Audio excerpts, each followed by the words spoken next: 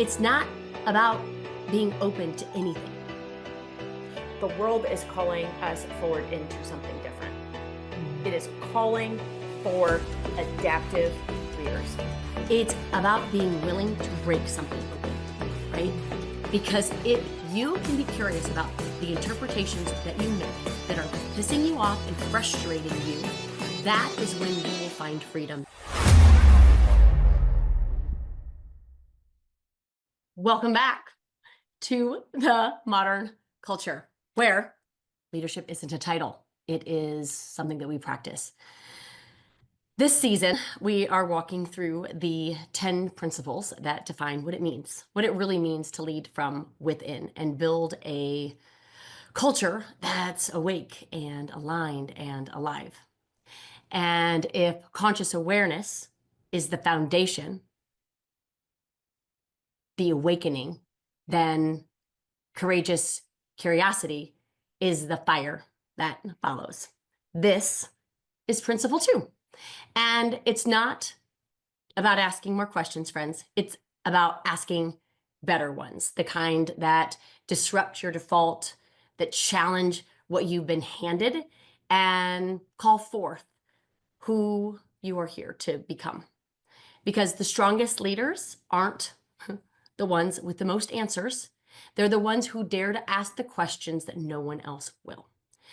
They question the system, they question the stories, and most of all, they question themselves. And oh, do we.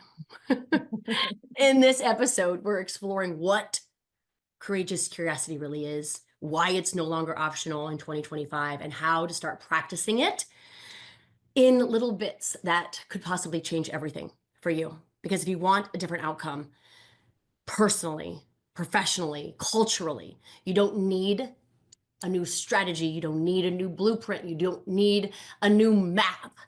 You need deeper questions and the courage to follow it. So let's begin. Hello, Hi. How are you, Miss Leah? So good. So good. I'm excited about this conversation today. I'm very excited about this one. So as we have been kicking off, and we will continue to kick off in these principled conversations, let's start with that foundational piece. The foundational piece on defining what courageous curiosity really is. Yeah. So we're going to share with you what our definition is. But as you're listening to all these principles, what we invite our students, our facilitators, and the participants in organizations to do is define it for themselves. Mhm. So as it's defined through modern culture, it really is the audacity and the bravery to ask the questions that no one else is asking. It's the humility to sit in the space between not knowing Mhm. and discovering. It's not about being inquisitive for the sake of information, for the sake of confirming what you believe, but it's really about being willing to be wrong, willing to challenge those inherited beliefs, borrowed beliefs, and disrupt default thinking to reimagine what's possible. That's what courageous curiosity is. So then how would you distinguish this from other, I don't know, terms, belief systems? What do people get this confused with? Because this is confused a lot, Yeah. I think. Yeah. So it's not passive inquiry. It's not just asking why, right? As if that's going to peel the onion. It's not endless gathering of information, right? This isn't like hoarding data and obsessing in the research in order to make a decision. That's not what it is. It's not polite interest. It's not about, oh, okay, that's nice. And then what? And then what? As if you're kind of faking the curiosity behind it. Mhm. It really is, it's a radical act of leaning in with these types of questions to really unearth, to discover something that didn't exist before you asked the question. It's a different line of questioning, one that you don't get by just asking why. I think people confuse it with being open-minded, right? That's a good one.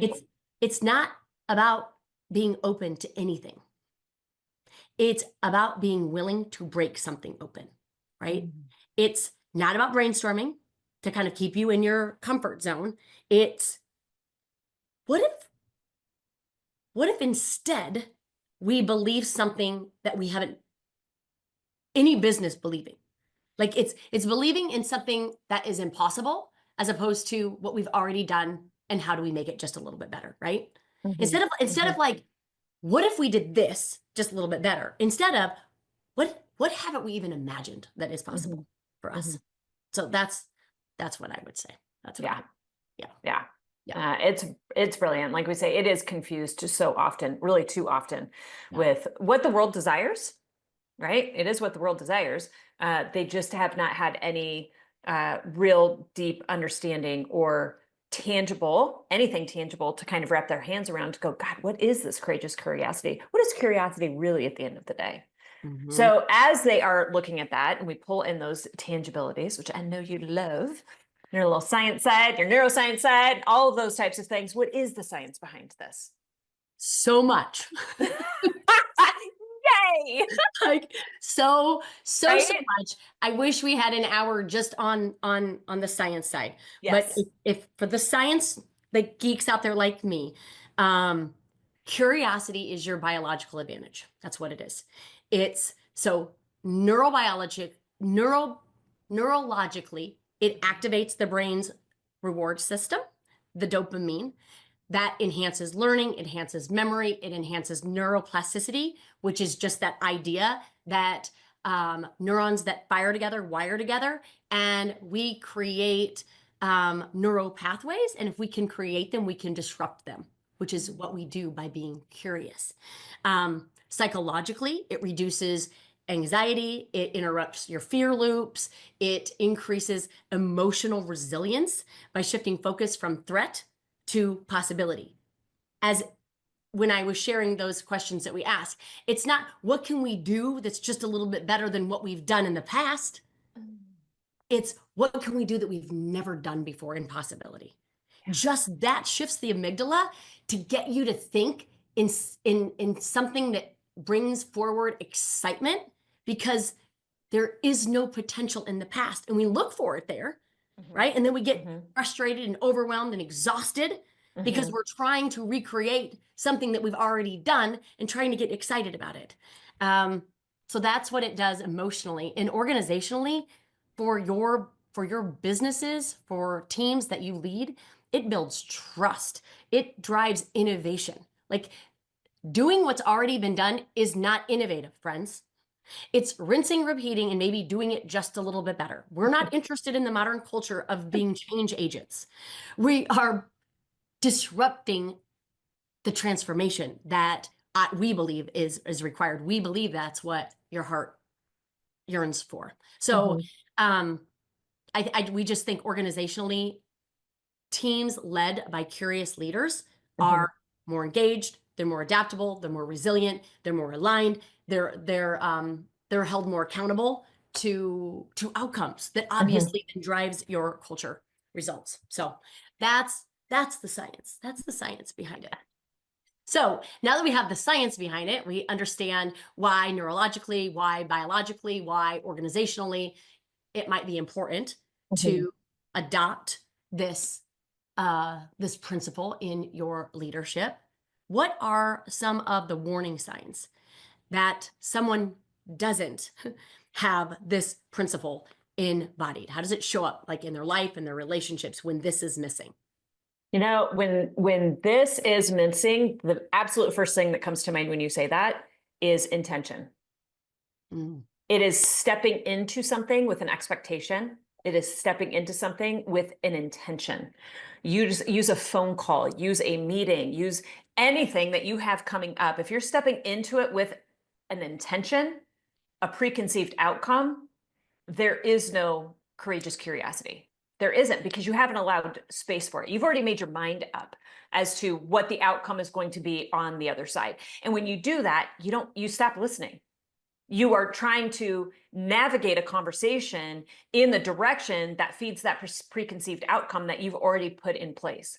So you stop listening, you interrupt, you tend to defend your position in order to pull people back into a misaligned, right? A misaligned alignment with what it is that you desire. And then you perform instead of asking. And it is about asking the deeper questions. Any of this is not leadership, you guys. This is not leadership. It is feared dressed up as certainty. And we think it earns us trust. We think if we hold it all together, right? If we hold it all together and we come in with the intention and we come in with the agenda, and we already have like that outcome that we're going for, that's leadership. And it's not. And it's not trust. The inability to get curious, that's the reason that nobody is going to tell you the truth. That's the reason why people don't have the opportunity or don't feel like they can get vulnerable in a conversation, because they know on the other side of that, curiosity is not really going to come into play. And as you said, Leah, curiosity is not just in asking questions, it is really in diving more deeply underneath to get to the real. It is consistently asking deeper questions to understand what it is that they're bringing forward and the genius that they're bringing it forward in order to understand their intention that lies behind the work that they did or the conversation that you're having. So if at any point you step into a room and curiosity isn't there, I'm going to tell you right now, control is. And where that control lives, connection is going to die every single time. It's so, like, I really hope that you took away, because I would think that the leadership today thinks that intention is a good thing. It is Like, a good thing. Right? Mhm. Like, I'm Yes. very intentional about this meeting. I've got my whole outline of Mhm. what we're gonna, right? Mhm. And everything with flexibility. But what if the intention is to be curious over your roadmap, your outcome, Exactly. what you're bringing to it? Yes. It's so good. Okay, so why more than ever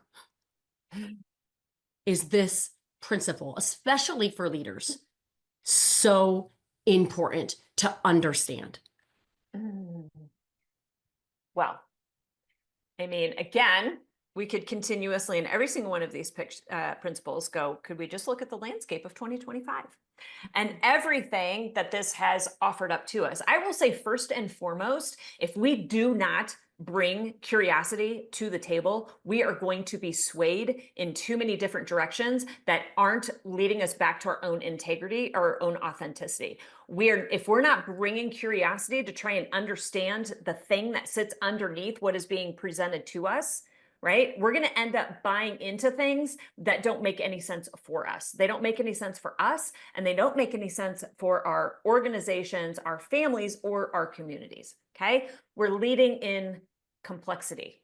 At this point, at this moment in time, we are leading in complexity because the answers are not always going to be cleared. There is so much noise happening in the world, right? The leaders who pretend they're leading in clarity without curiosity, you're going to lose credibility. That's what's going to happen, because that curiosity allows us to lead without pretending. It allows us to stay open. It allows us to shift with integrity instead of breaking underneath the pressure of the world. And all you have to do, my friends, is throw yourself on social media, open up the TV, and you're going to see it. You're going to see the pressure of fear. And if we're not allowing ourselves to be curious, okay, we're going to break underneath it. The world is calling us forward into something different. It is calling for adaptive leaders, people who can sit in the ambiguity and lead with questions that move us forward and not the egos that hold us back. Mm. Okay? I mean, So it's too much noise. too much noise. Too Yes. much noise. Oh, so good. It's so good. Yeah. So when we talk through that love, when we talk through kind of like the things that are getting in the way and why this is so incredibly important for 2025, what would you say are some of the, I don't know, common illusions, some of the coping mechanisms people fall into, right? So they Mhm. fall into something because they're not embodying courageous curiosity. What would that be? So if the opposite of courageous curiosity, as you brought forward, is like Mhm. this need to control, right? Because Yeah. this need for certainty, Yeah. okay? When they feel out of alignment, when they feel uncertain, when they feel out of control, um, they reach for what we're going to call for today an illusion of safety. Mm. And they reach for safety, but what they're really doing is avoiding what the root issue is. So Yes. how it looks out. We overthink, Mhm. right? We overthink every scenario. We want to just be confused by it. And so we live in the miserable land of maybe. Mhm. Well, maybe this, well, maybe that. And then we don't make any decision. We just completely be indecisive, right? Mm. Um, and we think that the overthinking is intelligent, right? And Mhm. it just keeps us busy in our head so we don't have to feel discomfort in the misalignment of who we are. When that Yes. feels awful, let's just overthink it. Right? Let's just overthink it because That's that'll solve helpful. for it. Yes. We numb out. We numb out. This is the coping mechanism for all of these principles when we don't do it, right? We just numb out, right? Because if we can control the details, Mhm. we think that everything is going to be okay. So we try to control what we scroll. We try to control what we do. We control all of the busyness, so we Mhm. don't actually have to solve for what actually is happening. We chase validation. We look for outside proof that we're doing it right because we lack the certainty of our own knowing and of our own worth, Mm. right? So these are the things that we do Mhm. um, when we don't get curious enough to realize that that is our superpower. It's Mhm. not a weakness. It's not a liability, right? It's what we get to do um, to bring forward not only like what we could begin to know, but we get to call forward what other people believe also to know. So that's that's what I would say about that. That's what I would say about that. Oh my gosh. Um, so in knowing that, like in knowing Mhm. that these are the Mhm. things that we do, we overthink, we numb out, we micromanage, we what what's really going on? Like what is this behavior actually doing for them? They have a reason for doing it. Oh my But gosh, always, but what's right? the benefit? What is the benefit that's keeping them stuck there? You know, when you were talking, I wrote down because I thought this, I was like, oh, this is so good. What we are doing and when we are searching for certainty, and we search for certainty because of that preconceived notion of the outcome. We search for certainty because of that intention that we have laid out that we've pushed forward. Okay. Mhm. And in that search for certainty, which is what all of these things do, right? The control, the certainty, the overdoing of all of the things, right? It's trying to place you in a position of control. And when you place yourself in a position of control, then you are trying to lock into certainty. Okay. But what you are doing is you are negating the opportunity for the journey. That's what we're doing. When we Mhm. search for certainty, we don't allow ourselves the opportunity of the journey. And curiosity, my friends, is the journey because the journey isn't sitting safely in the box that has become familiar to you.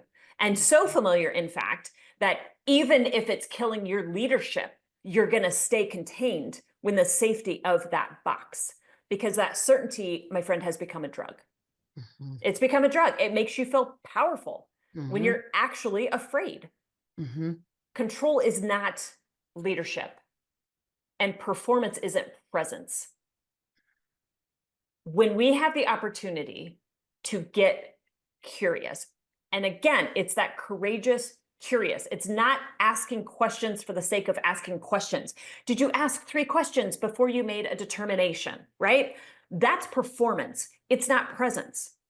But when we have the opportunity to ask those very curious questions, to hold it in an open and conscious awareness, that's going to be the most courageous thing that you do.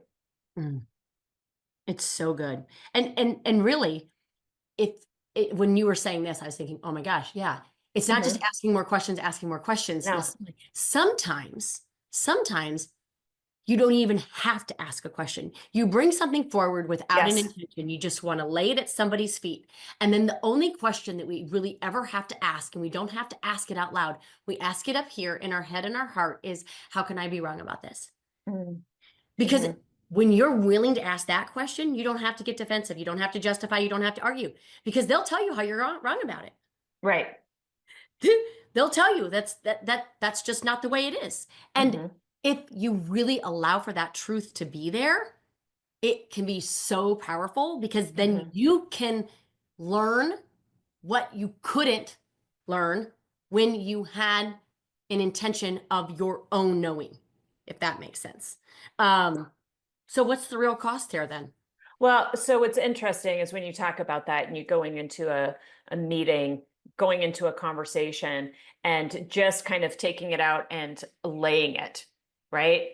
If we're not doing that, if we're not taking that out and we're not laying it as an opening, right? And again, it's that curiosity of, and like just that question of, okay, so what do you think about this? Period. Without coming forward, because a lot of times that curiosity, by the way, if you allow yourself to be open enough and have that awareness around it, that curiosity that you think you have is actually you just asking questions to guide them back into the answer and the response that you truly want. So that's one thing we've got to be careful of, Yeah. because when we ignore this, what we're going to do is we're going to create a room of people who just say yes. Okay. And then they leave with their own truth. They leave with actually maybe potentially a better opportunity, something that's going to dive deeper, that's going to enhance, that's going to be something even greater than the thing that you put out on the table. But Mm, when we're not doing that, you're going to find people are just going to go, yep, I totally agree. Yeah, I mhm, totally agree. And then they're going to leave and go, I don't understand what's happening. mhm, And that's where you lose your team. mhm, That's where you lose innovation and you lose your influence. Okay. Because they're not going to bring things forward to you. mhm, They're not going to bring it forward because you're too busy being right. mhm, You're too busy being the one with the certainty. You're too mhm, busy being the one with the answer that just gets curious in order to confirm or to validate the thing that you've brought forward. So when everyone in the room is quiet, it is not because they respect you, my friend. It's not. It's because they've stopped believing that you'll listen. mm, mhm, mhm. That's what's happening, That is. right? Uh-huh. Yeah. So if that so that is one obstacle that Mm-hmm. as Mm-hmm. leaders we have to be mindful of, right? Yes.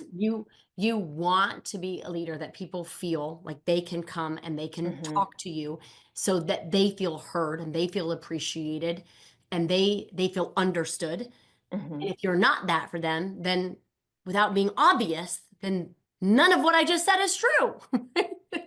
Then you're most likely the leader that you're not consciously wanting to be. Exactly. Nobody woke up this morning and thought, you know what? I really want to piss off my team. I Nobody. really want to. No one rose their hand and was like, yes, how can I do that today? Mm-hmm. But Mm-hmm. that is what you do when you pre-lead in the way that you just said. Yeah. You lead with an intention and you ask questions that support the bias that you have for the very intention that you laid out. It wasn't open. It No. was, this is what I'm going to propose, and I'm going to give you all the reasons why. As long as you agree with me, this will be a right decision. Yes. Right? Yes. Right. Yeah. Right? Yeah. What is there anything else outside of just massive loss of trust, massive loss of innovation, massive loss of just collaboration in teams that Mm. you see when we don't take this principle with the level of seriousness that is required? What I would say to that is not only do you lose your team, but you lose yourself in the process of it. Because I always say, I always say it's not discerning. So if you don't have the ability to create this kind of curiosity within the realm of your team or within the realm of your relationships, if you don't have the opportunity to ask the questions outside of the intention that you've laid out, then you're not asking yourself these questions either. And you probably haven't asked yourself a real question in months. Right. And some of those, I mean, have we ever thought to pause and go, why this? Like, why right now? Why this? Or have we even asked, is this still true for me? Is this still aligned for me? And so often we don't, because that busyness is the buffer. It numbs out that misalignment, right? When you think you're building something, but if you're not asking why, you're just decorating all of the chaos, right? You're just masking the dysfunction. And so that's where I say it's not just you lose those around you and you lose the trust of those around you, you lose that within yourself. That's what you do. So with all of this, Leah, with everything that we've kind of navigated through, which has been a lot, and like we said, we could have an hour and a half, like a whole day on curiosity, because it's so important. What would you give them for like a real quick 2-minute? What is it that they could take with them out of this conversation and go, here's your challenge between now and next week. Here's your 2-minute that we would love for you to be able to sit in, and then maybe even connect with us and report back. What would that be? Oh my gosh.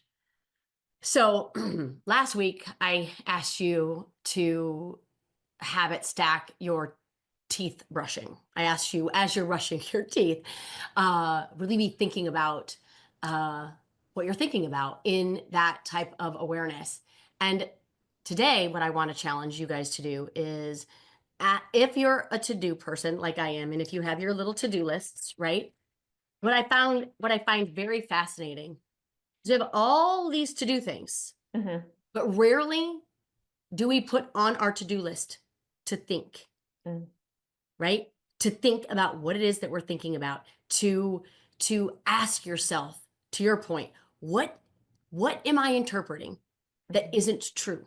And even if I want to believe that it's true, am I creating unnecessary suffering in that truth?